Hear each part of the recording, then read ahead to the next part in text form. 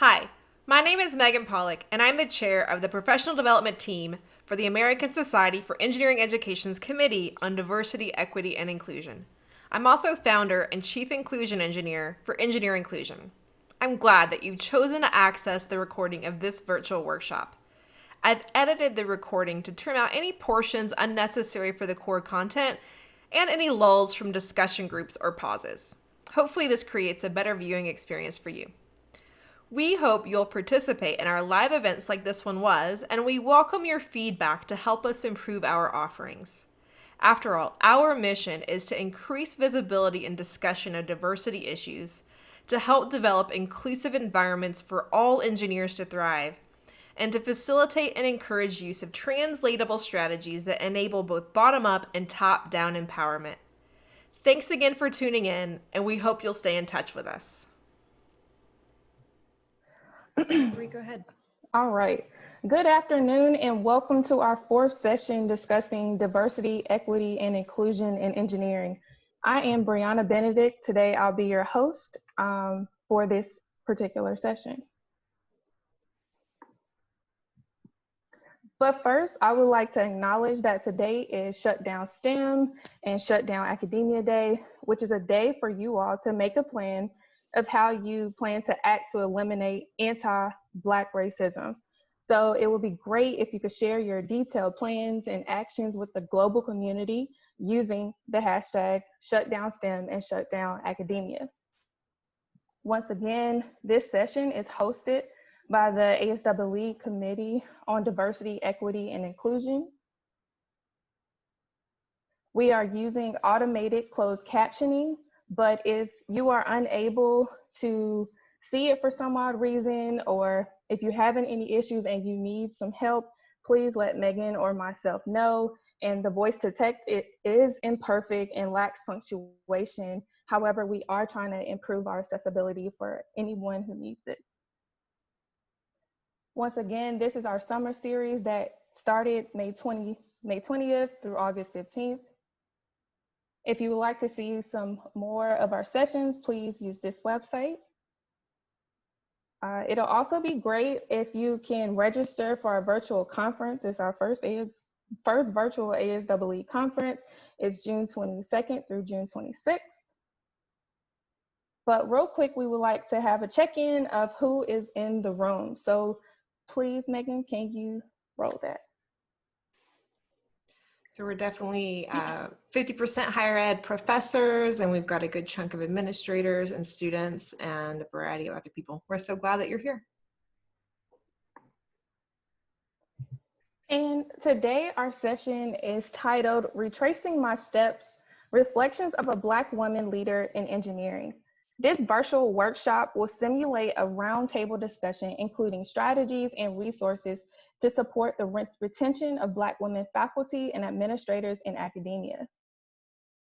But first, I have the honor to introduce one of our speakers. Her name is Dr. Hailu. She is an assistant professor of higher and post-secondary education in the Mary Lou Fulton Teachers College. Her work focuses on the retention of minorities and women in STEM pathways and professions. And I want to introduce Dr. Cox. So Dr. Monica Cox is one of my professors at Purdue, and you can read her full bio on our website. But what I love about Dr. Cox is that she is a change agent and a leader. And one of the things that she taught me, I don't know if you know this, Dr. Cox, was you pushed me to learn things that not other professors were willing to do. And you didn't take any to give me any slack on things that you really wanted to push me to learn and to help me become a better leader. And so today, these two women leaders are going to be talking about their experiences. And I am so excited to hear from them and grateful that they are willing to share their stories with us, particularly in as the climate is hungry and finally welcoming some voices that we haven't heard before. So without further ado, we can get Dr. Hailu. You can share your screen and then. So I'm going to hide this so that I can see the full screen. So welcome everyone. Thank you for the introduction, Bree and Megan. As mentioned, my name is Dr. Basetta Tailu, and I'll be presenting with my colleague and mentor, Dr. Monica Cox. Our hosts provided a little bit of an introduction, so I'll provide just a little bit more context before we dive into today's session. So Dr. Cox and I met in 2017. So this session is going to be conversational, and it's going to essentially be like a podcast interview between Dr. Cox and I. And so in order to situate that conversation, I think a little bit of context would be helpful. And so just to let you all know, Dr. Cox and I met at ARA 2017 through a symposium titled Making Black Girl Magic Count in Mathematics and Engineering Education, a scholarly symposium who was organized, and that session was organized by Dr. Nicole Joseph at Vanderbilt University. So that was spring 2017. And about a year after that, I applied to work as a postdoctoral research associate during 2018-2019 for an NSF-funded study titled Why We Persist, an intersectional study to characterize and examine the experiences of women tenure-track faculty in engineering. So at the time that I met Dr. Cox, I was a doc student at the University of Denver. Then I applied to be a postdoc on her team. I was offered that position, so I moved to Columbus, Ohio, and I was in that postdoc position for a year, working under the guidance of Dr. Cox, as well as her co-PIs, Dr. Ebony McGee at Vanderbilt University, and Dr. Joyce Main at Purdue University. And while I was in that position, I went on the tenure track job market, and I was offered a position at Arizona State, where I currently am. That's a position I started in 2019. So while I no longer work formally for Dr. Cox as part of her research team at Ohio State, as you can all see, our research interests align pretty closely. And so I've stayed in touch with her, and I have the privilege and honor of continuing to work with her as we work on collaborative research. So that's just a little bit of background to explain how we met and how and why we continue to work together. So here on this slide, I provide an outline for today's session. So like I mentioned, it's going to be about a structured Q&A between the two of us. And then we'll provide space for audience engagement for about 20 minutes. And then we'll wrap up with a list of resources for institutional support strategies focused on women of color broadly, but Black women specifically. Even more specifically, and a closing slide that provides our contact information and the URL for the Why We Persist study website. So as we discuss, we'll frame each question in the context of reflections from Dr. Cox's individual perspective. We'll also draw from data from the Why We Persist study, and then also provide a little bit of greater context by touching on existing literature from engineering education and higher education as well. I know this is a lot of intro, but bear with me. Also, I think it's important to understand our methodological approach a little bit for how this conversation came about. So you can see and you've heard, we're two Black women who continue to work together in higher education. We are colleagues, we have a mentoring relationship, and we're also friends. So this type of pre-existing relationship makes this type of research more accessible, full of rapport, and frankly, just more enjoyable for the both of us. Additionally, it allows the tone of today's session to be more conversational. As we discuss, we'll be drawing from a variety of data sources, including personal reflections, current conversations, and a one-on-one interview conducted last year. It should be noted that the interview that was conducted last year was recorded and transcribed as part of the data for a book chapter for an edited volume about Black women's experiences in leadership in higher education that we were writing together. So when you see the questions on various slides moving forward, just know that they come from the questions and themes from that autoethnographic project that we are working on together. Additionally, the quotes also come from the interview transcript from that same project and interview. So think of this as like a part two. As we have worked together, we've also recognized the value of blogging and social media. So as Dr. Cox shares some of her other experiences, she'll also make connections to how these two technologies have expanded her platform and given her a space to forge community with other women of color in the field. Lastly, and I've mentioned this before, imagine today's session as a podcast episode with a listener section at the end, which will be the time for like audience engagement. And in this podcast episode structure, Dr. Cox is the subject and I will be the interviewer. Okay. So if I will keep an eye out for the chat box for any questions as we go along. Feel free to interrupt us if you can't hear or if there's like any accessibility issues. Otherwise, I'll just go ahead and get started. So my first question for you, Dr. Cox, is what sparked your interest in engineering and leadership?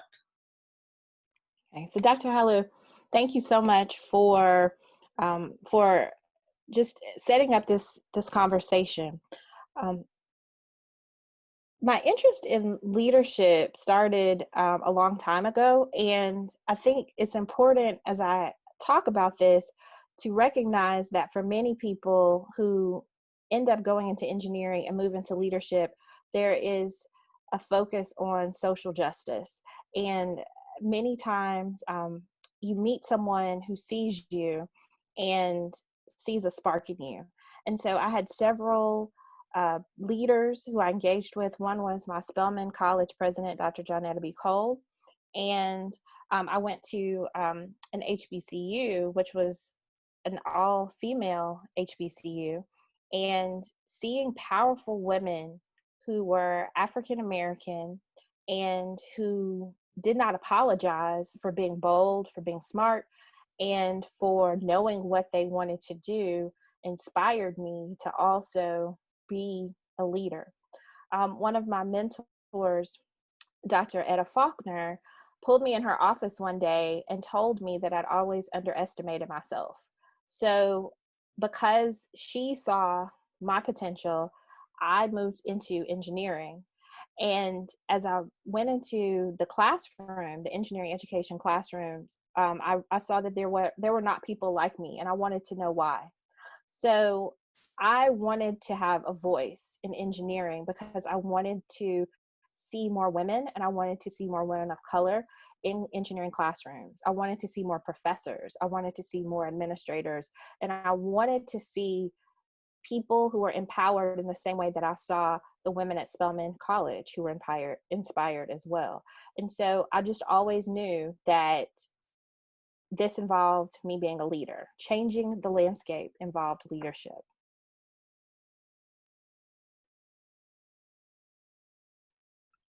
Thank you for sharing that. And what you have talked about is definitely aligned with some of the data that emerged from the Why We Persist study, in which we found how women described early academic self-efficacy, school, and familial support as really formative influences that shaped their interest in engineering.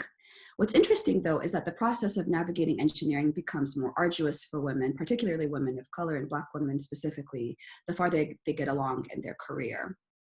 And so we see, for example, in the empirical study published by Gibson and Espino in 2016, the authors found that among Black undergraduate women studying engineering, women often feel resigned about trying to prove themselves as competent engineers to their non-Black peers. Instead, they become more driven to serve as role models within their communities in an attempt to sort of push back against those stereotypes. And according to the most recent version of Engineering by the Numbers published by Roy in 2019, according to those estimates, as of fall 2018, women make up only 17.4% of all engineering faculty, and this is across levels. So this is 17.4 inclusive of full associate and assistant professors in engineering. Meanwhile, Black faculty, regardless of gender, make up only 2.4 of all faculty in engineering. So we see here that whether or not it is conceptualized as an engineering pipeline, pathway, or ecosystem, there's definitely a major structural problem that negatively impacts women, and Black women in particular, who may have lots of early aspirations to be in the engineering field. And so, Dr. Halu, I do want to add one more statistic as well. And in part of the research that we're doing, we looked at data from ASEE, and until 2016, I believe that 91% of engineering departments that were reported in that database had no Black women in them. And I think that's very telling. That was only 4 years ago, and 91% did not have that representation. So I want to point out that there are people who may have interest in going into engineering or pursuing leadership, but when you are starting that journey, you don't realize that there are so few women. You know, you may look and realize, well, maybe that's just my institution, but nationally, it's even more stark as you move into those faculty positions. And I think that's where this conversation today is also going, because I've realized it gets lonelier and lonelier when you have to move into spaces where you do not see people who look like you or people who maybe have had the same experience that you've had in engineering.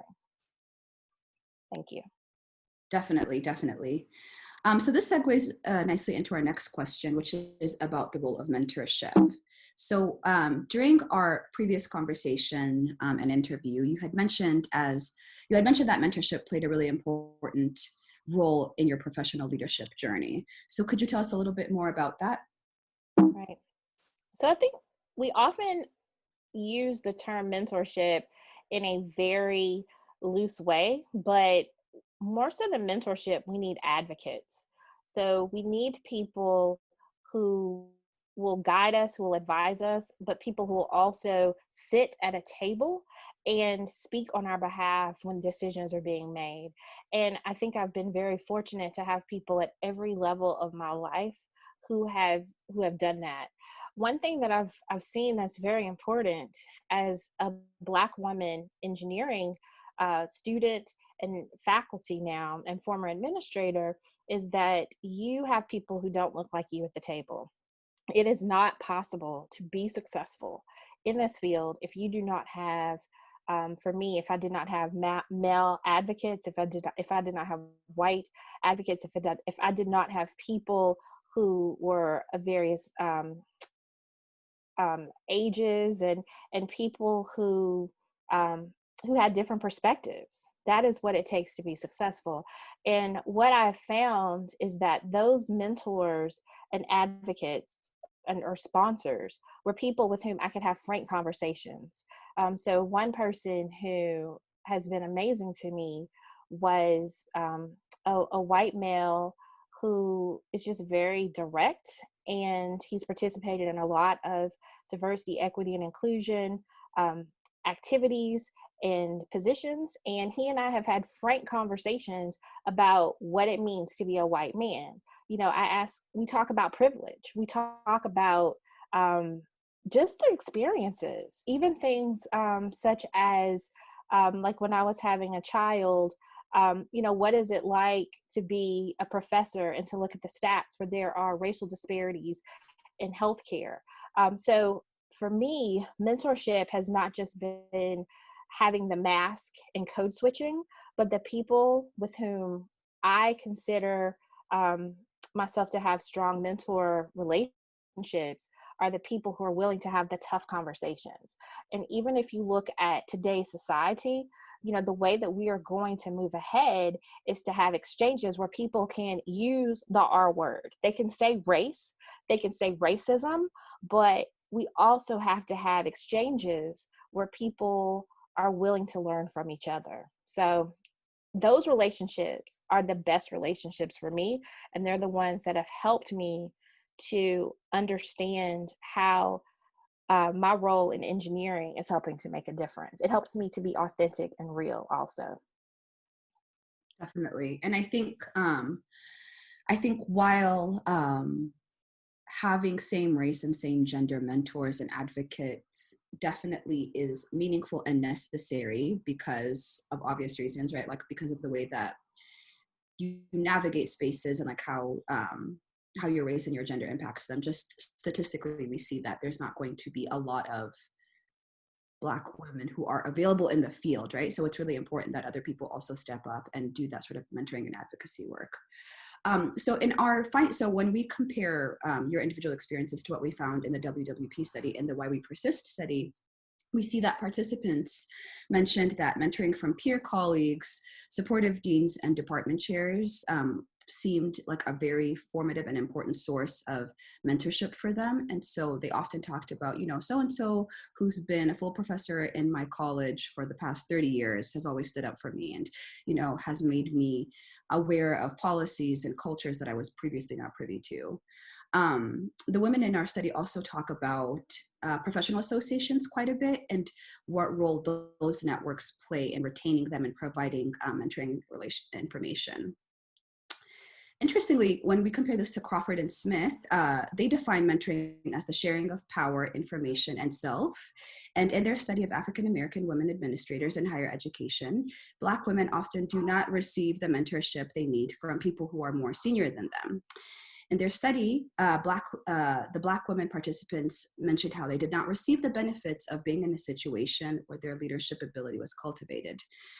They had, in essence, been educated and trained, but not nurtured. And so I think, Dr. Cox, your experiences with advocacy also aligns really closely with their notion of nurturing, right? So leaders need to be nurtured. They don't just emerge or just pop up. They need to be trained and corrected and given opportunities, and information needs to be shared with them. Meanwhile, Patton in 2009 shared that Patton in 2009 advocates for increased mentorship for Black women in higher education so that they themselves can serve as mentors to others and create beneficial networks that help us move closer toward equity.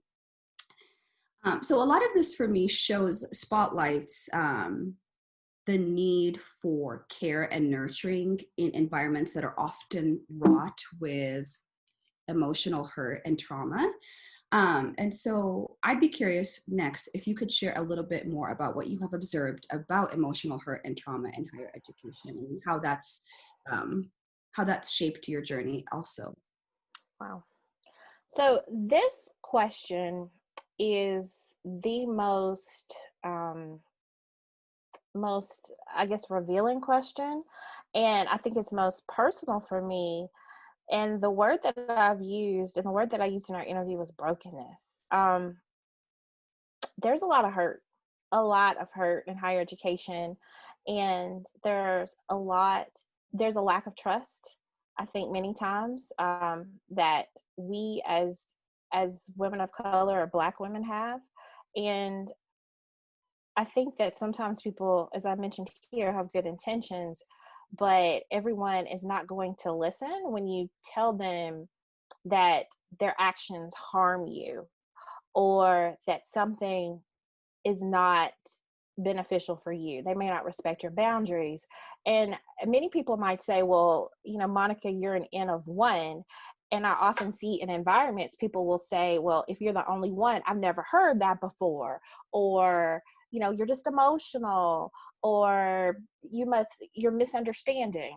But when I talk to other women who would not dare come before you and have a recorded seminar, or people who would not tweet, people who would not share this, I am telling you that people are broken. I am telling you that there are tears, and it is terrible to see this. I consider, all women to be my sisters, but when I see it in my women of color sisters, and I know that there is nothing I can do because I operate in a system where I too do not have power, that is problematic for me. There are moments when you feel as if you have been violated, and there are moments when you hope that you end up on the other side of academia as a whole person. You hope that you have enough left for your family so that every scar and everything that has happened to you does not disable you permanently. There are people who cannot even talk about what they go through. They don't know how to reflect on it. And people think it's normal to be treated a certain way.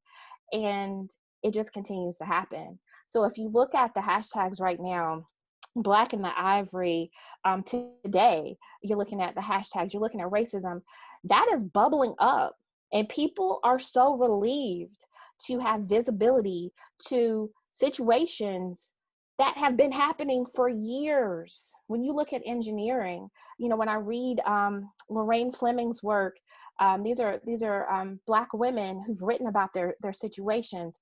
Karen Butler Purry at Texas A&M, Christine Grant, North Carolina State University. When you hear it, the stories today are the same ones you heard 40 years ago. And you wonder, why is this not changing? Why is the culture the same? Why are women who have so many diversity programs and resources and opportunities and grant funding, why are we still going through the trauma that has been prevalent since we have been tracking numbers of women of color?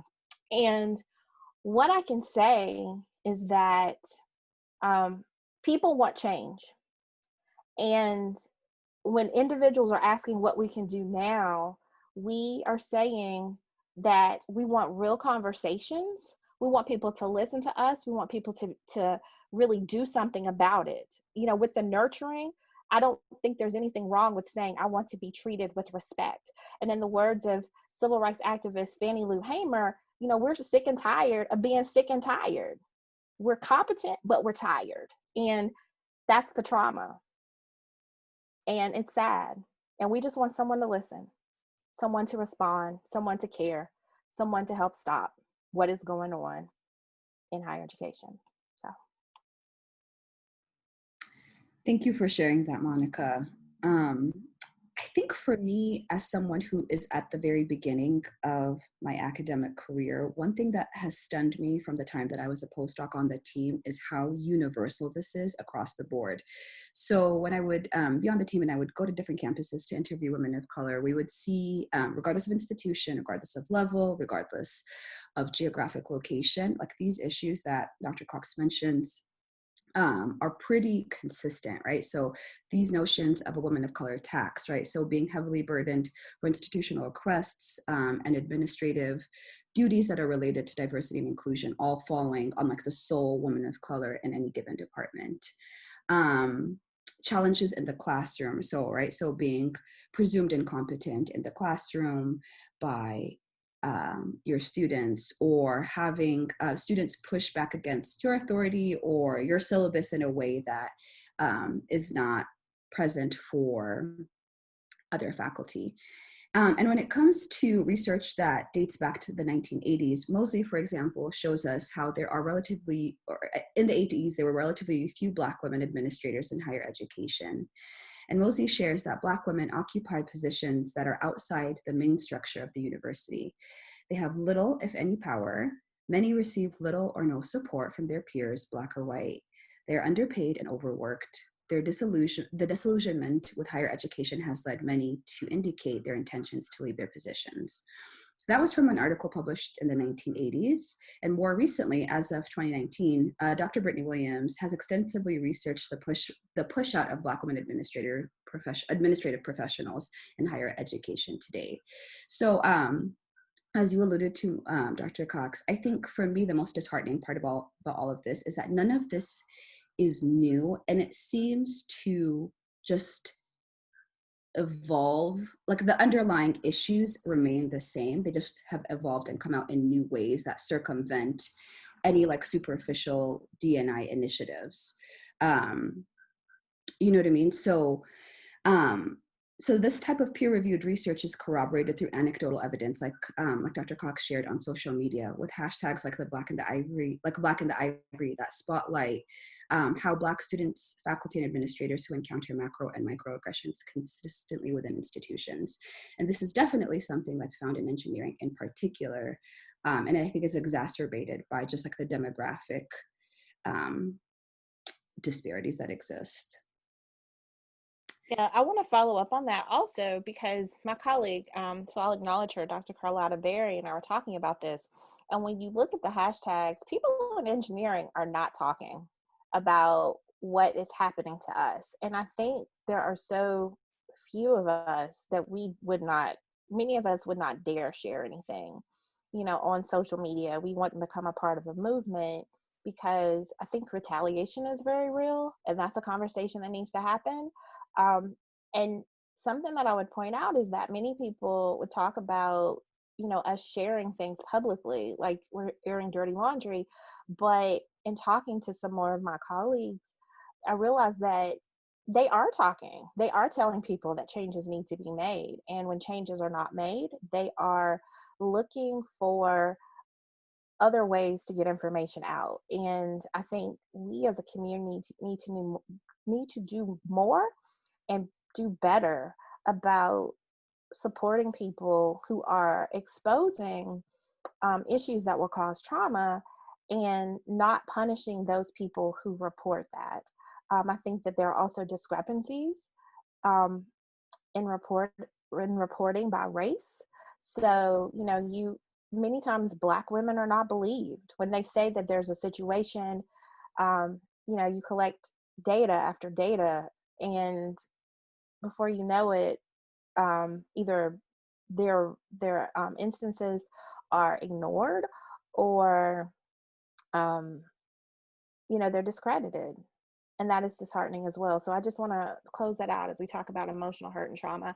And I think that there just needs to be a space for women to heal from that. Absolutely. And one of the ways that you have shared with me that that happens for you is through spirituality.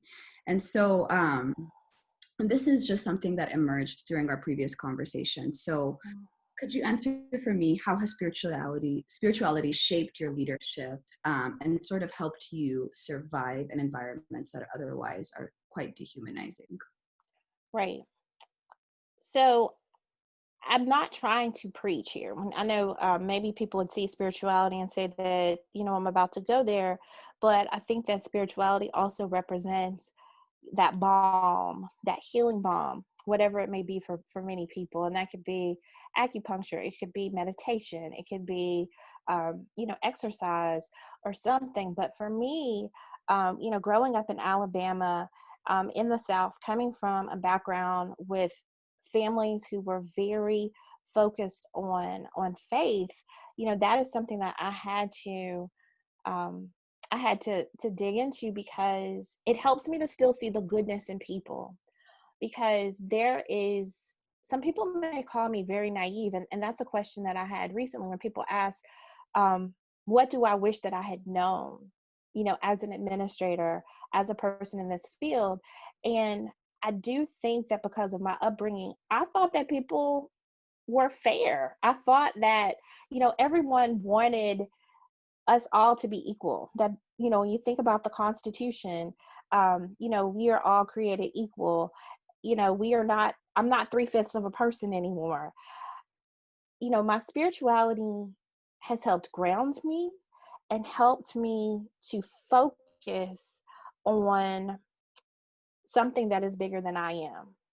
And I think for many people, you're looking for answers. You try to understand why people would treat you a certain way. Why are you not being treated in an equitable way? And for me, I had to really dig into a power that was deeper than myself, because that is what keeps me going. That keeps me from retaliating, that keeps me from breaking down.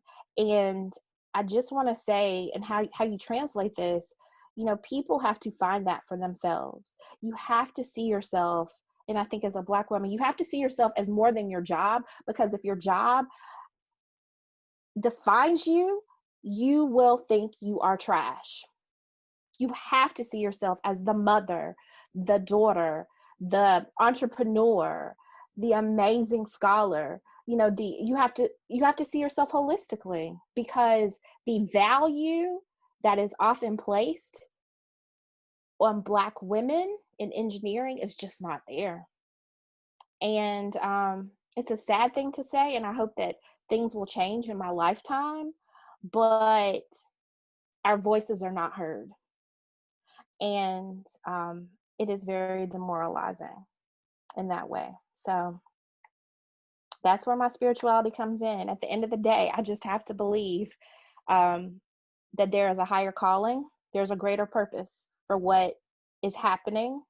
and for what people have to go through. I hope people are listening. I hope that changes will be made, and I hope that it's worth it at the end of the day.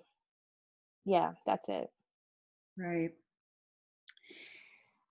That is, that's hard to hear, but it's definitely not singular. So to bring this back to, and I think what I really want to reiterate to our audience is that while we're framing this session through the perspective of like spotlighting, right? Spotlighting and using a magnifying glass on one person's individual experience, this is definitely just like a narrative corollary to what's happening to a lot of people. So we see in our Why We Persist findings that women of color who persist in their tenure track appointments often have a sense of deeper spiritual purpose. And that helps them sort of bear with and move past lots of the structural issues that would otherwise really keep them out of the academy.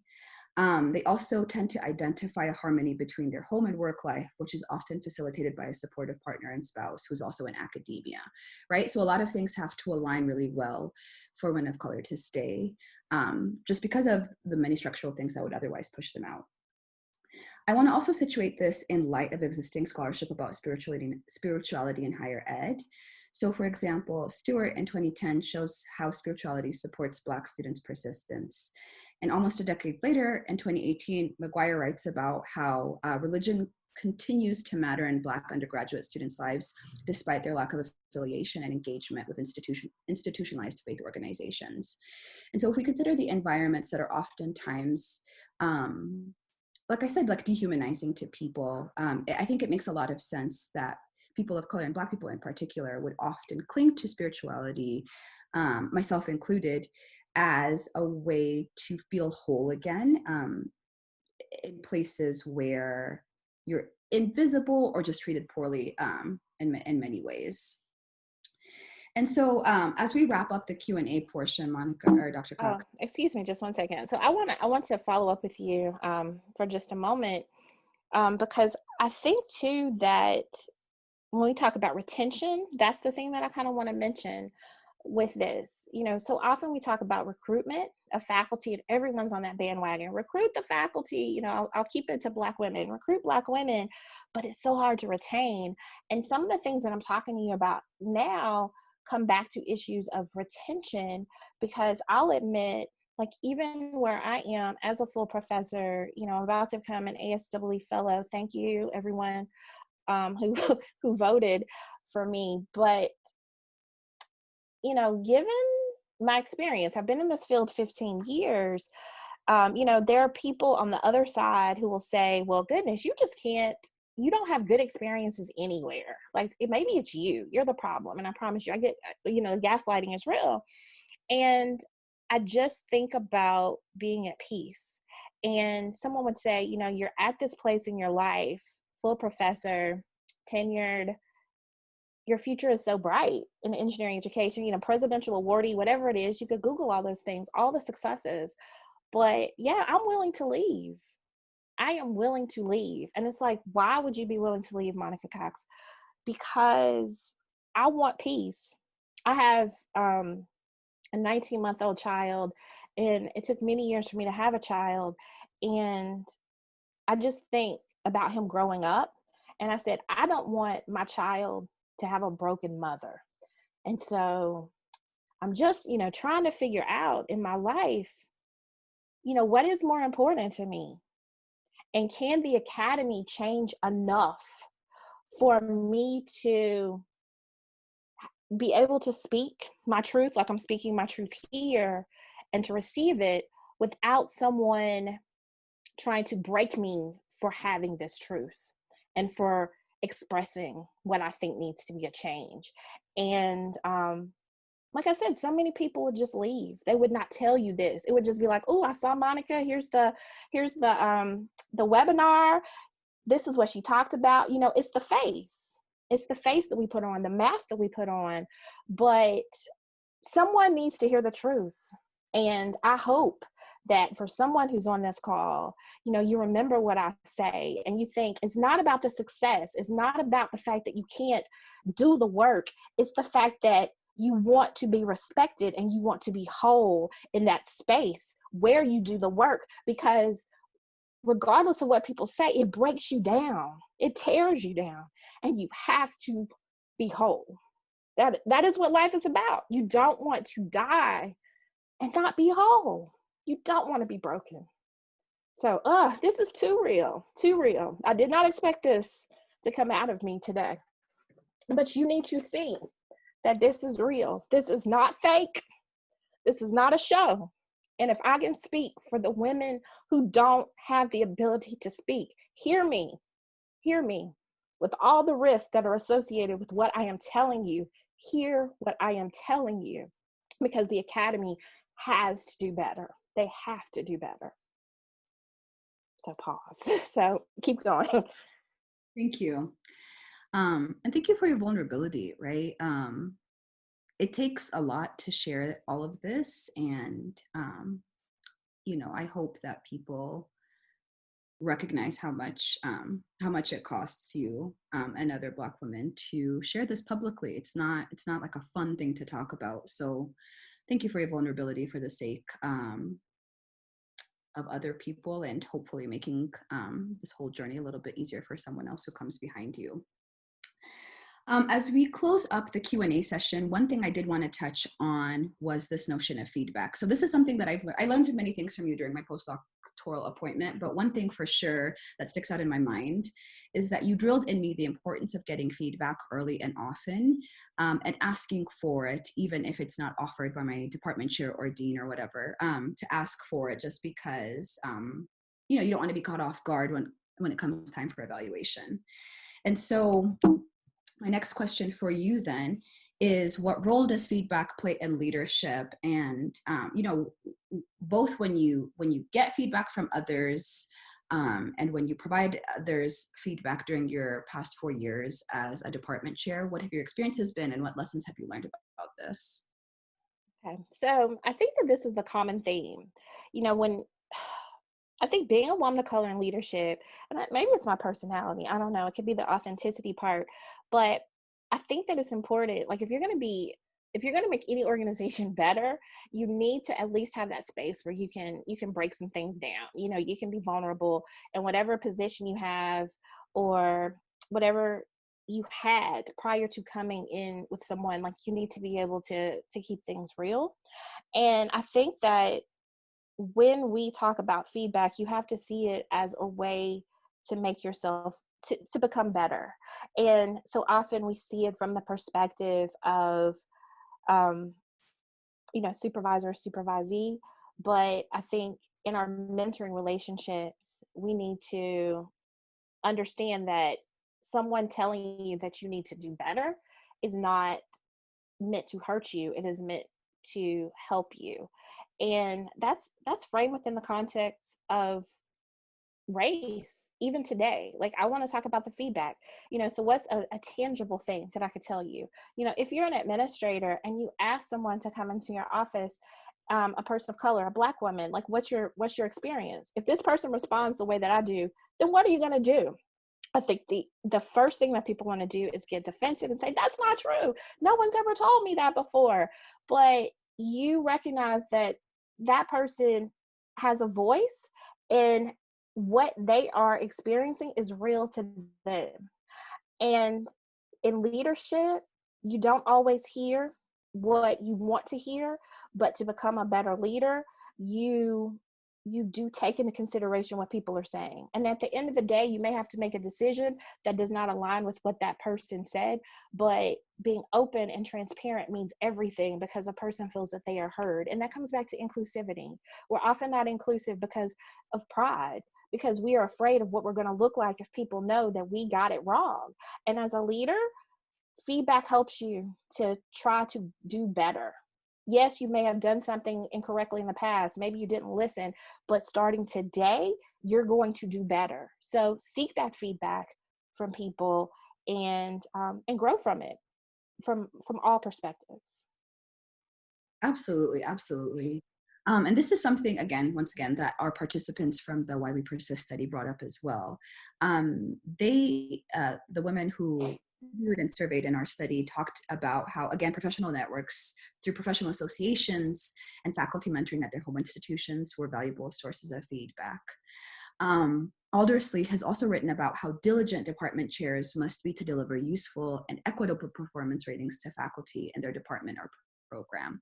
And I'm sure, this comes as no surprise to anyone on this call, but there's an abundance of literature that talks about when it comes to student evaluations, how women of color are disproportionately, and people of color writ large, are disproportionately graded low when it comes to student evals, right? And so it's not just the student thing, right? So how do your peers evaluate you? How does your person and your supervisor evaluate you? All of these interactions are raced and they're gendered. And so people in leadership, like Dr. Cox's models, need to think about how this needs to be more equitable and useful for the growth of the person you're providing feedback to, and also the people you're receiving feedback from. I know we're running, close to the end in terms of the session, and we're going to have to truncate our Q&A. Just realize that you can also always reach out afterwards. We'll provide our contact information as well. So as we wrap up the session, we just wanted to make sure to include a what's next, right? Something actionable. So when we were preparing for the Dr. Cox, mentioned to me, we have to provide the audience members with something that they can use moving forward, right? It can't just be the narratives themselves. So this is a truncated version of a toolkit that was developed by Dr. Cox and her colleague, Dr. Lauren Thomas Quigley. And I'll let you, Monica, share a little bit about what these three categories are and what you would like audience members to leave with as they go back into their regular day-to-day lives at work. Right. So thank you so much. So yeah, this is just something that came up when my colleague and I were talking about our expectations, and if we could create something for someone where they just needed to know the basics, what would the basics be? So I have this, and then there's another slide that I'll show you in a moment, but we just want people to know that these are like basics, so to speak. And it may seem that this always happens, but it's not. Like, we are not often in places where we are safe. And people may ask, well, what does safety mean? It means being able to speak up without fear of retaliation. We want to have a seat at the table. We want someone to tell us if we're doing something incorrectly or if we need to change so that we can grow. We want someone to not ignore us if we have a complaint. We also want people to change. It's not just on us to change, but maybe an organization needs to change, maybe a leader needs to change. And we want to be listened to. In the same way that you listen to people who you consider to be important, we want to be nurtured and or supported as well. And so that could be physical support. It could be just so many different ways of support. We want to be acknowledged. We want to be presumed competent. We're not always the diversity hire. There's nothing wrong with diversity, and there's nothing wrong with hiring a diverse candidate, but we don't want to always want it to be assumed that that's the only reason we're there, that we're only included on diversity, equity, inclusion committees. We also want to be trusted, and we want to be retained, as I mentioned before. And so what can you do? You can educate yourself.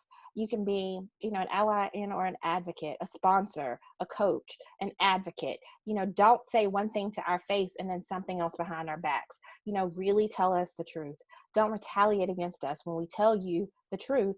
Give us constructive feedback, and do not undermine us to protect yourself, because that is one of the ultimate betrayals. Next, please. So I also, did we have yes. So in terms of there are some additional resources. These are all over the place for different things. Like, I have a website. I have just a little excellence book that I wrote after my father passed away, and it's just kind of just some standard norms of excellence. I have a book called Demystifying the Engineering PhD, which is my academic scholarship. But I also wanted to share this Respect Women of Color, and I can really go into more detail later, but it just provides just our expectations. So I want to leave time for questions, please. Thank you, Monica. Mm-hmm. Alrighty. So we'll, at the end, we'll just go back to this slide There's our contact information and also the URL to the project, the Why We Persist project study, if you're interested in learning more about that. But we don't have a ton of time for audience questions, but feel free to put them in the chat box or ask them out loud, and I can stop. So we do have one question from Brian, and he asked, as an advocate, what are good ways to point out an instance to a colleague who wants data without singling out an individual and making them feel worse? It's from Brian Helmke. So I think I need just a little bit of clarification. So, because I know I was talking and maybe I don't remember what I said, but to a colleague, they need data about the person, like why diversity is important. Not just that, but I realized after typing the question in the chat box that out of context, it doesn't always carry the full meaning. So I think you were talking about cases where, as one of the minority in a department of, maybe mostly, white or mostly white male colleagues, that you might feel singled out, or might feel like, as you were just saying, as the diversity hire, for example. So in a case where I'm thinking in particular of instance advocating for students, where there's only a couple of Black students among a bigger group, for example. And so I've run into cases where if I try to point out that a particular thing that we want to do is maybe singling out those individuals, I've run into a roadblock where we need data, or we need, some sort of survey or something. But I feel like in many cases that just reinforces singling them out and pointing out, making them feel worse about the situation. And so I'm curious whether your experiences or your research suggest strategies that could be alternatives to a survey, or just singling out those individuals for their opinions to explain themselves. Yeah, it's interesting because it's not very easy to address this particular situation. I think that's where the trust kind of comes in a little bit. Like if someone is telling you something, then what reason would they have to initially lie or say that something is negative, something negative is going on? And so I think that it's a shift in mindset, and people need to listen. Once again, I've said that numerous times now, but what I want to say, even in your role, is that it may be uncomfortable for you to maybe push with those people, but I think that's how racism and oppression happens, when people are saying they're dismissing what someone else is saying. And so you have to say, well, let's just give them the benefit of the doubt, let's explore it. There's nothing wrong with investigating this or trying something out. Like, you in your position can be a voice to say, I understand that you're skeptical, but let's see if there's something to this. Like, sometimes you just have to push forward and say, we're going to try something without the data also, because there's something that's spurring this person to say something. And it's hard. I admit that. It is. So there's also some things in the chat that might help you as well. Okay, go ahead. Other questions or comments?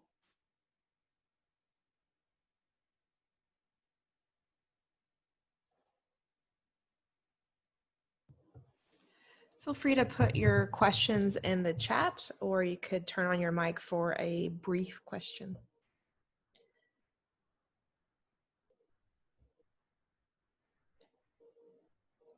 So I was just to follow on what people are saying about people remarking that, well, that's just your story. One of the things we know about power structures is that often a powerful person will pick certain people to be rude to, and they will not do it in the presence of others.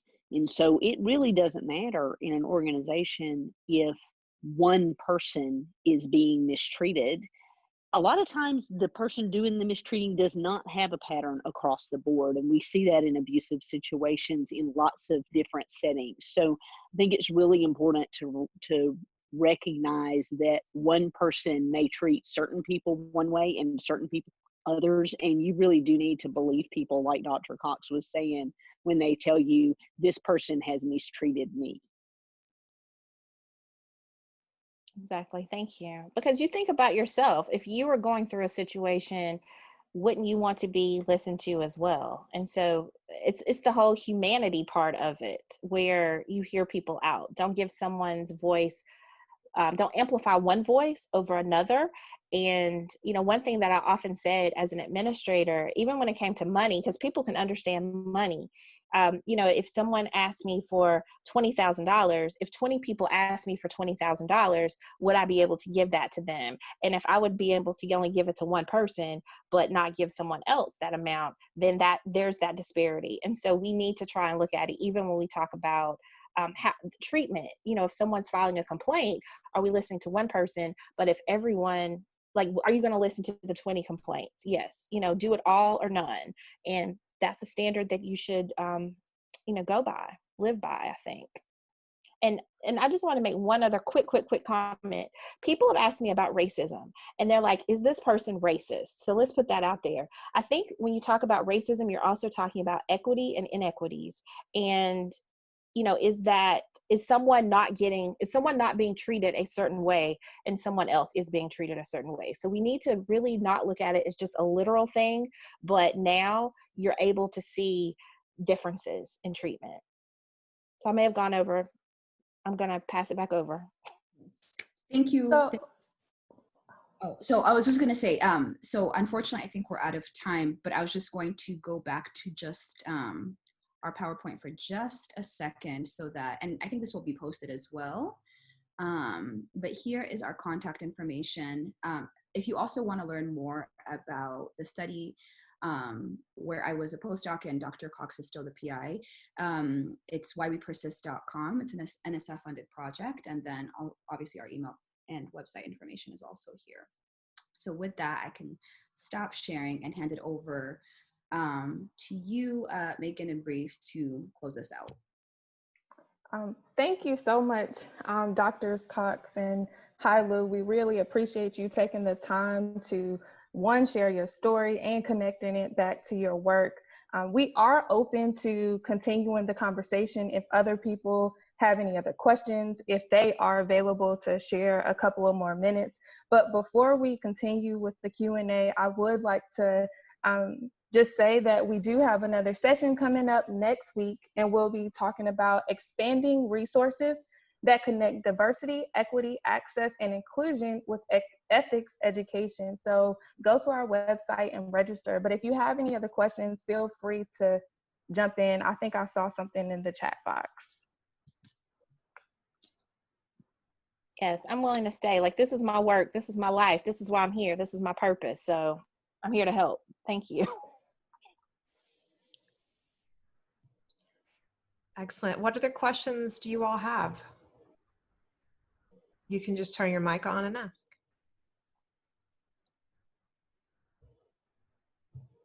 I'm not sure if Suzanne is still on the call, but she said, are you still here? Yeah, I am. Okay. Do you want to talk about your question? Sure. As you were talking about spirituality, I was thinking of all the sort of tools in the toolkit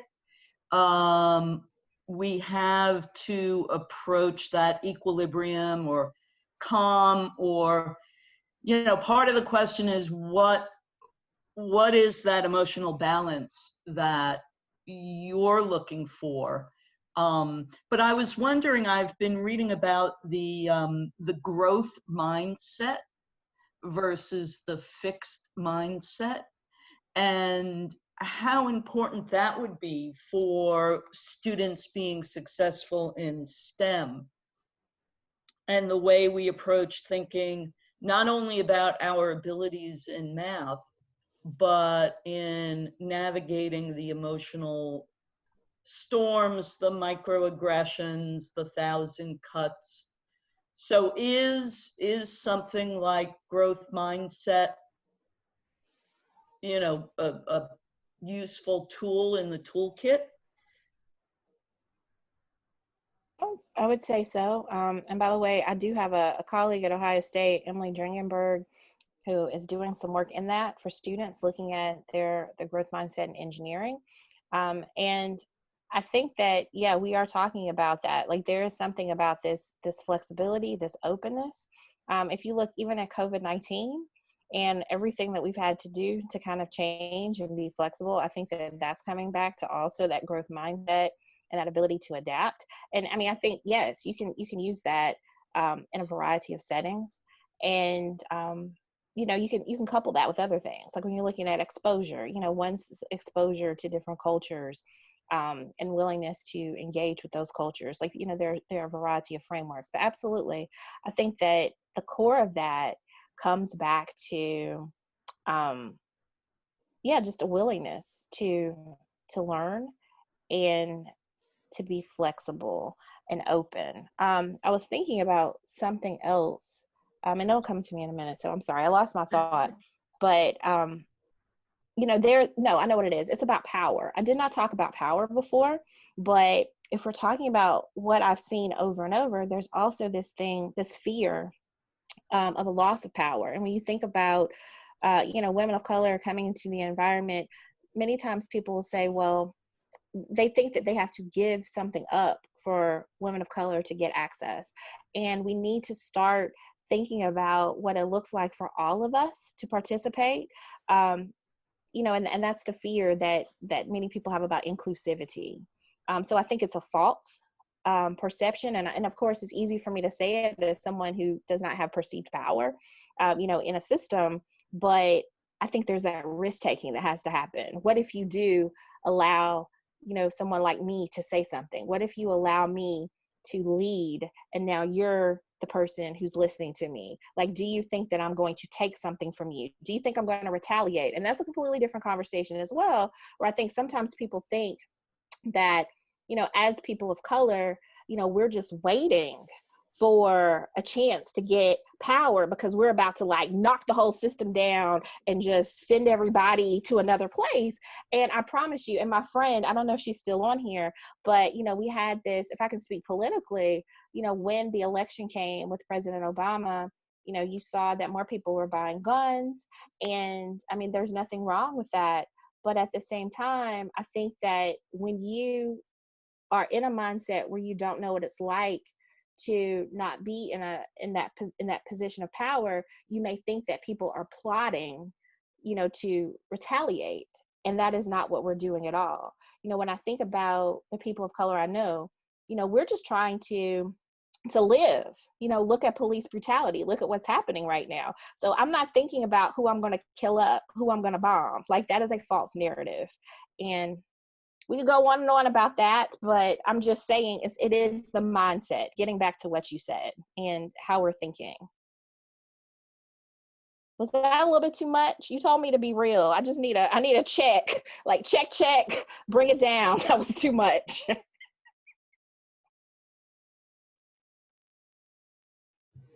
Not at all. There's another question. Oh, did you see it? Go ahead. Sure. So there is one other question, and so it's coming from Keisha, and they ask, is there a way to connect Black students in engineering at PWIs for them to gain support and know that they are not alone? So the example of NSBE is provided, but are you aware of any others?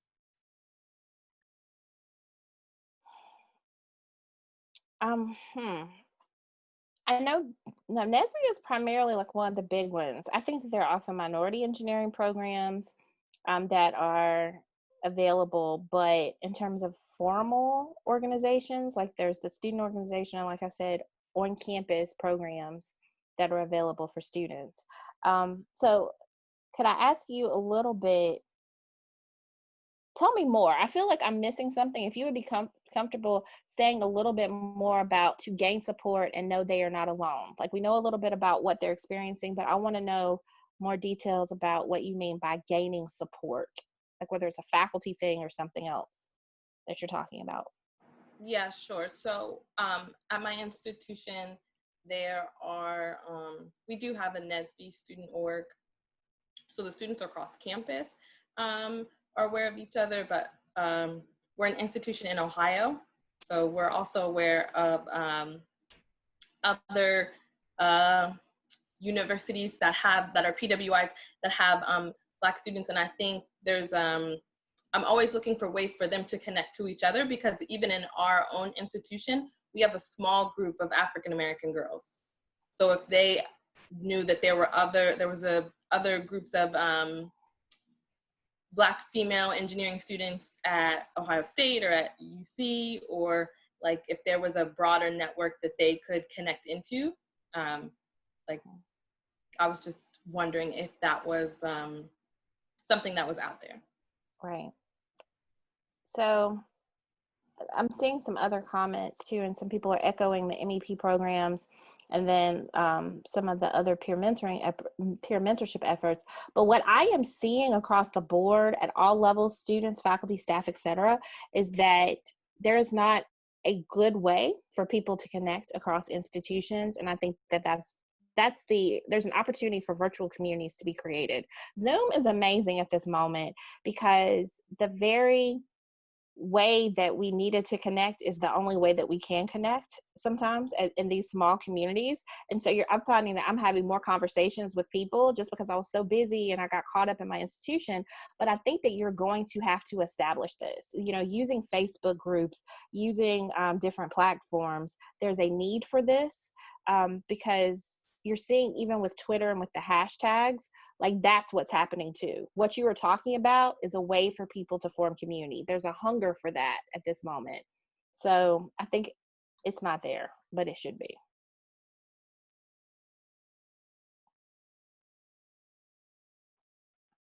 What does the +1 mean? I missed that, by the way. What is that? Like thumbs up. Oh. It's like a yes, Okay, that's cute, because I was just thinking, like, is a guest coming in? Are they inviting people? I don't know what's going on. I got very confused. So thank you for explaining that. But, I'm available if anyone wants to talk. What else is on your mind? I'm just wondering, I want to hear what people are thinking. Like, I talked about the feedback part. I put a lot out there. I had a little tear. I did some other stuff. It was a little dramatic. Talked about everything that I wasn't supposed to. We hit everything: race, religion, government, everything. So, is everybody okay? Like, what are y'all gonna do? I need to know some action items. Like, what's gonna happen as a result of this conversation? Like, are y'all? What's gonna happen? What's next? I need to see the other side of what's gonna happen from this. Like, was this worth it for you? What'd you get out of it? Monica, I've been to a lot of Zoom meetings and webinars and different things offered. Hands down, this is the best one I have been to since the pandemic started. You and Meseret did a great job, and I appreciate it. So that's not an action item, but yay. Thank you. So when I may be looking for that next job, let's remember that and pump it up so I can get paid. Thank you. You're so nice. I need to connect with you. Thank you so much. Encouragement. Well, I think we do need to connect. I run a leadership program at the University of Oklahoma, and we have a professional mentorship program. So much of the stuff that you said about mentorship and connecting and how important it is to not just have a mentor, but also have a sponsor for engineering students really spoke to my heart. So thank you. Oh, you're welcome. Thank you so much. It was like air kiss. Thank you so much. Somebody asked, I'm sorry, that was a private thing. So for the person who sent this to me privately, yes, I have a baby and he's cute. And I was like, hold on, I don't want you to see my junky office. Hold on, I'll show you real quick. So this will be on the recording, but let me stop my video so you don't see me in my junky office, but I'll be right back. Hold on.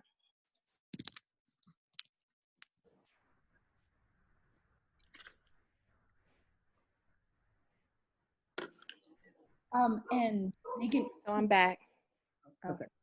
No, go ahead, Maz. Also, if the PowerPoint be posted as well? I'm sure you already answered this. I can post it if you're willing to share it, but I don't. That's up to you. Sure. You know what I'll do? Instead of Mindy sending you like the whole PowerPoint, I'll send you the toolkit that was developed by Monica Great. and then our contact information like in the same document, and we can send it out to like the attendees. Perfect. That'd be great.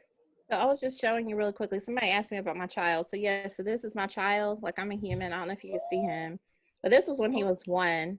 So I had him as a department chair, and so that's a whole different discussion. I feel that, you know, we could talk about, a future topic, you know, when you're looking at motherhood, you're looking at people who have to balance that. I think that's something I realized, that many people don't expect senior administrators to have children. And so when you're talking about like running an organization, but also having a child, there's that, there are policies that just are not there either. So many times, you know, assistant professors are the ones having kids, grad students are the ones having kids. But when you're a tenured full professor and you have a child, what does that mean? So my Zoom meetings have been very interesting because my child's everywhere. So that's something too. Some other things, you know, I really want to end maybe with just some action items, because people are once again asking like what people can do. And I think that if you are an administrator, you know, people want to see more than just words. You know, I've looked at so many statements and it's like, we stand with you. And, you know, we know that this is going on, but it's going to stop. But people want to know how. They want to know what you're going to do. And one of the things that I've also learned as an administrator is that you need to follow the money. What's important to people? When I look at people, particularly in engineering, if they are putting money into an effort, and when I say money, it's like faculty lines, resources, diversity, equity, and inclusion training, you know, things that are very tangible. That is what matters, and that's what's going to stand out.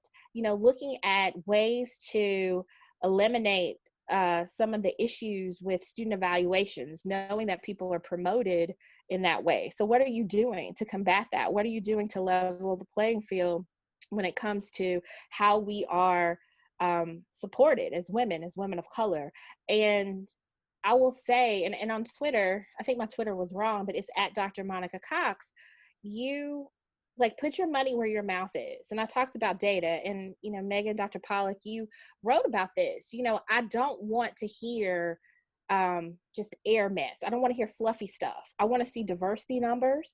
I want to see who's at your table. Do you have people of color at your table? If you have 50 people on your executive council and the only Black person is your chief diversity officer, I have a problem with that, because you're telling me that in engineering or in department chairs, you know, anyone's a department chair, there is no one who is eligible, no one who's competent enough, no one who has even been attracted to your environment to come and sit there. Because that's another thing too. Another thing is that we as faculty talk. If I am disrespected, people in the community are going to say, don't participate in that. Don't go there. Diversity is not real. And that's why you sometimes don't see cohorts of people, you know, in engineering. And I just think, I know that we have to do better. I know we do. And I am concerned about the younger people when I see grad students and when I see junior faculty who were protected from what is really happening, you know, racially, what's happening from an oppression perspective, and they come into the academy and they're saying, wow, this is awful. I don't want to do this anymore. Like, that is the story that I continue to hear over and over. And someone has to be bold enough to say that it's going to stop, because it is abuse. In the same way that, I mean, I mentioned it, you're talking about battery, you're talking about exploitation, you know, we're talking about a lot of things that would be considered criminal in our world. You know, you don't just slap somebody, but you're slapping them when you say certain things to them. You know, you are abusing them. You know, you're dismissing them. Those are things you don't do. And I think it's a larger conversation that we're having in our country right now. Like, that's why a movement is happening. And I think this is one of the last things I will say. It comes back to leadership. When you talk about a movement has a leader. When you look at Martin Luther King, when you're looking at people who have risked it all, they know that it's going to be uncomfortable. They know that they may lose power, they may lose their titles, they may lose their reputations, but we don't have enough people in engineering who are willing to risk that for the cause. And I think once you have some individuals who stand up and say, I understand that I'm a president of this university, but if things don't change, then I can't be here anymore. That's risk taking. That's true leadership, because you are saying that you are going to put your privilege out there to change a system for people who may not have a voice. And you do not see that. I see a lot of folks who are getting their paychecks, a lot of people who want to ascend to next level positions. But if you ask them what they are willing to put out there so that everyone in their organization is included and has a voice and can really succeed, they're not responding. Pay attention to that. Hold them accountable. That's it for me. Sorry, Megan. Well, I want to ask a question on that. So one of the things I've really sort of come to focus on this year specifically is the idea of position, not necessarily positionality, but I recognize power and privilege, but it's learning to recognize when do I need to get out of the way and to push women and people of color into those positions so that they get all of the things that you're talking about. Could you talk a little bit about that? Because I think it's sort of bridging what you were just saying and some ideas on when we need to be the white advocates and when we need to shut up and sit the hell down. Wow. That's interesting. So the best way I can answer, and go with me to see if I'm talking about what you're talking about, I think there's this partnership piece. Like, you want to always think about how, like, you're now using your privilege to help someone else, but you want to make sure that you're not harming that person by like undermining the person. Like, there are things that you could say to put them in a situation where someone can get angry. So I'll just use me as an example. So as a leader, like, yes, I can be a department chair, but there might be people who are angry that I'm a department chair. Like, it's like, why am I listening to you? And someone could have placed me in that position, but they need to be present when some of the other situations, the backlash, the issues, the undermining is happening. Like, they also need to be in the room when those conversations are occurring that will undermine my leadership.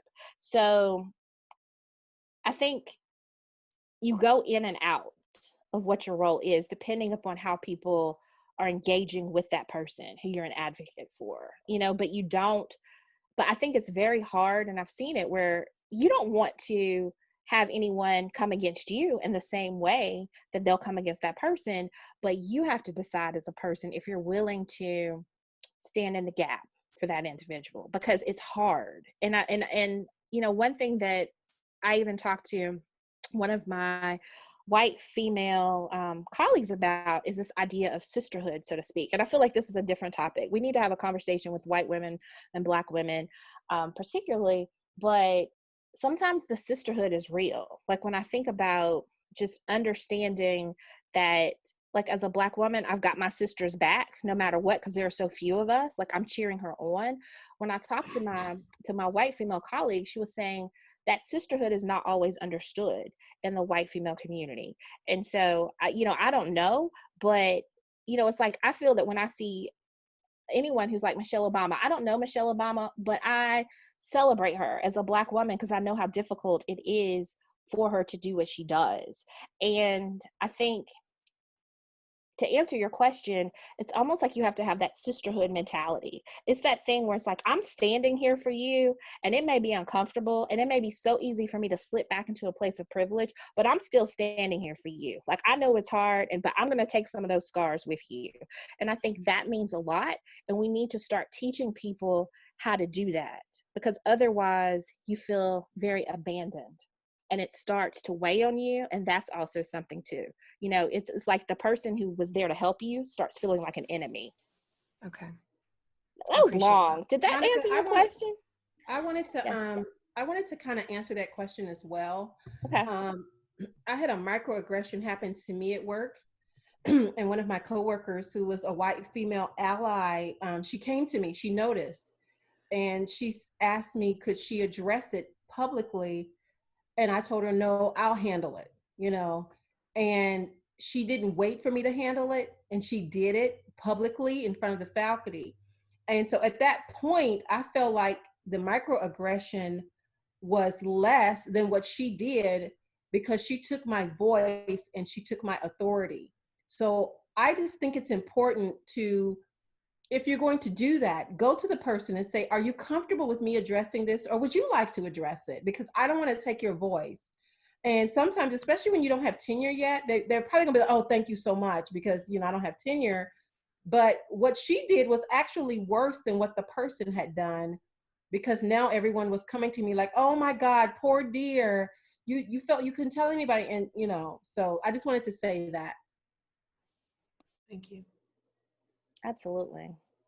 And, you know, and remember what I said before about being able to handle it. Like it's the constructive feedback. It may make you uncomfortable, but you know, you have to figure out how you're going to respond. And I think it goes to that next thing of privilege too, because in a system, you know, I read a book about this too.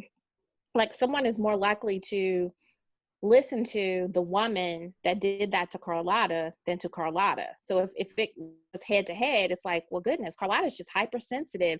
And then that's just a mess. And so you also want to check yourself so that you are not that person who ends up betraying that individual because you're angry. You're angry that they embarrassed you.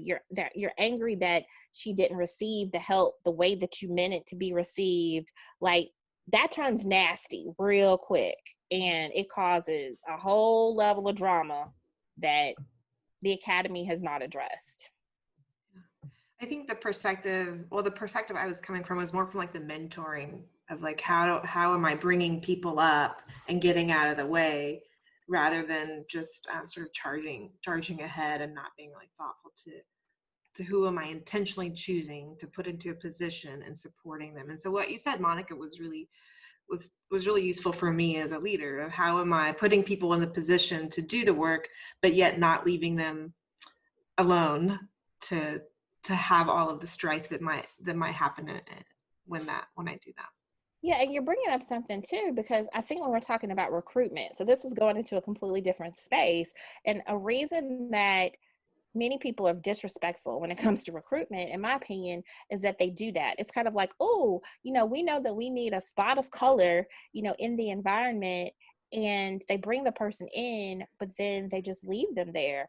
And I feel that that's worse than just than just leaving them alone. And I feel like that, once again, I use the word abuse a lot, but I feel like that's a form of abuse, because you know that person's being set up to be hurt. Like, they have to do the regular requirements, but then they're also going to have to navigate a system where people don't think they should be there. And so you're putting the burden back on that individual again. And so we need to find more ways to not just recruit someone, but, you know, the thing I've even thought about, someone asked me like, what lessons did I learn as a department chair, and what do I wish I would have had? I wish that there could have been some type of orientation. I think that when any leader comes in, you know, I need to know where people are. And I'm not trying to accuse them, but if someone has never had a Black female professor, then surely they've never had a Black female supervisor. You know, so we're dealing with a lot of stuff that people need to unpack. And so I'm ready day one to just say, hey, I'm up here ready to run a department, when we're dealing with historical things. We're dealing with stuff that I just don't even have the tools to engage with. And one thing that I've realized, and this is a term that I have used, is that I think that there are people who grieve. Like in the academy, when there are changes, there's a grieving process. That's just what I call it, because of the changes. And I don't think that it's always on me to comfort people because I expect to be included. So putting that out there is another thing. And I don't know if that makes sense to anyone, but you know what I'm saying? Like, I predicted there's going to be a grieving process now. If there are changes that are happening, there are individuals on the other side who are going to be angry. Like, why is it that we're having to change? Why is it that we have these new policies? Why are resources being allocated in new ways? And so who is addressing that? Who's having that conversation? You can't just dump that off on a diversity officer that may or may not be faculty, who may or may not be in that department. You know, that's something that you need to equip the department chair with. That's something that you need to have a conversation with someone else about, because people are angry and there's nowhere for that anger to go. This is not going to be easy. That is my point. You know, we want to be kumbaya, Black Lives Matter. Okay, get ready, buckle up, because it's about to be rough. You're about to see people's hearts. You always do. Look at the civil rights movement. It is not easy.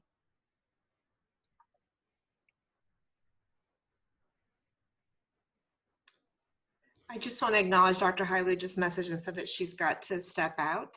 And so I'll give you the floor if you have any last words. Yeah.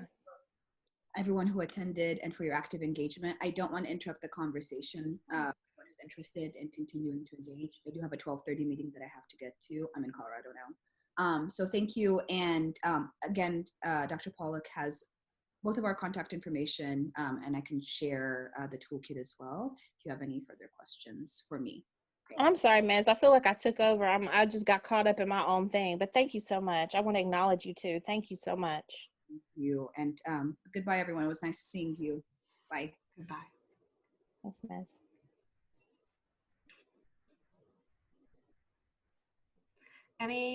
I know Monica offered her last words some time ago, but any more questions for her?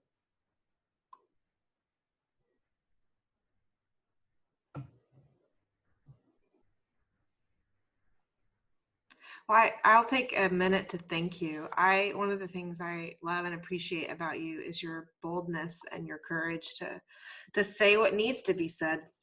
I know that you also get a lot of flack for that, and I hate that for you, but I think that you are changing the world and you're changing hearts and minds, and I'm grateful for you and what you offered to us today and what you offer to us and all the ways that you share and lead. So thank you.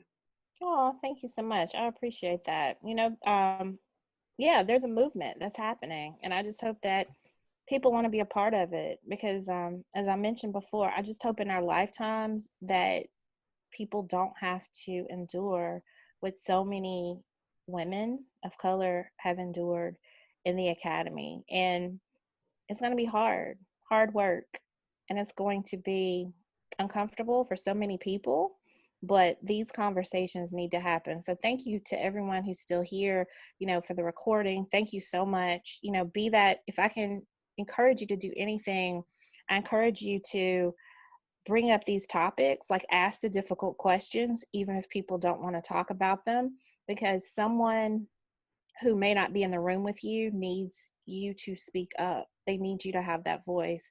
And, you know, getting back to my spirituality, I'm going to leave with that. You know, something that I've been telling people recently is that I've been reading this book by this author called Miles Monroe. And he talked about the wealthiest places in the world being cemeteries, and how there are songs that were never written. There are songs that were never written, composed. There were books that were never written. There are so many inventions that were never created because the wealth that people had in them are buried in the cemetery. And the thing that keeps me going is that at the end of my life, I don't want someone to say that I did not get every single thing out of me that I'm supposed to get out of me. And so that boldness that you talk about comes from the fact that I don't want to be on my deathbed and have regrets and say, I wish I could have said more. I wish I would have spoken up. I wish that I would have sacrificed a little bit of discomfort so that someone who's going to live 50 years after me can have a better life. And I just feel like that's the motivation for me doing this. And it comes with a lot of pain, but I don't want to have regrets. I don't. And so I am happy to speak out. I am happy to be that person. I am happy to help in any way that I can, because this is bigger than we are. And I just want people to understand that, like, this is a moment. This is our lives, our one life to live.